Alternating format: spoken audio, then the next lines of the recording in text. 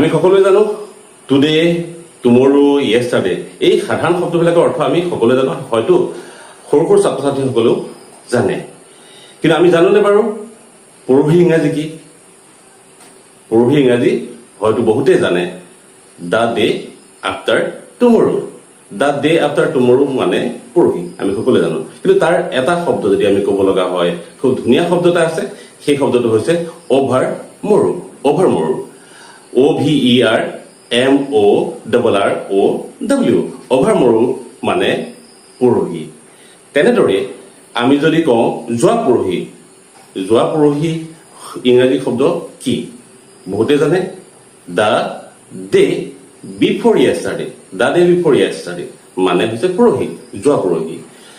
যদিহে ইয়াকো আমি এটা শব্দত ক'ব লগা হয়, খুব ধুনীয়া শব্দ এটা আছে, য়েষ্টাৰডে, EREYESTERDAY। য়েষ্টাৰডে মানে হৈছে পৰহি। গতিকে আমি খুব ধুনীয়া শব্দ কেইটামান জানিলো। এই ধুনীয়া শব্দকেইটা টুডে, টুমৰো, য়েষ্টাৰডেৰ লগতে আমি যদি পৰহি ক'ব লগা হয়, আহি থকা পৰহি দিনটো, তেতিয়াহ'লে আমি ক'ম অভাৰ মৰো।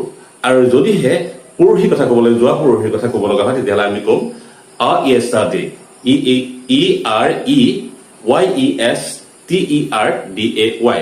এই ধুনীয়া শব্দকেইটা সকলো ছাত্ৰ ছাত্ৰীয়ে জনাটো দৰকাৰ। গতিকে আপোনালোকে আগুৱাই দিব।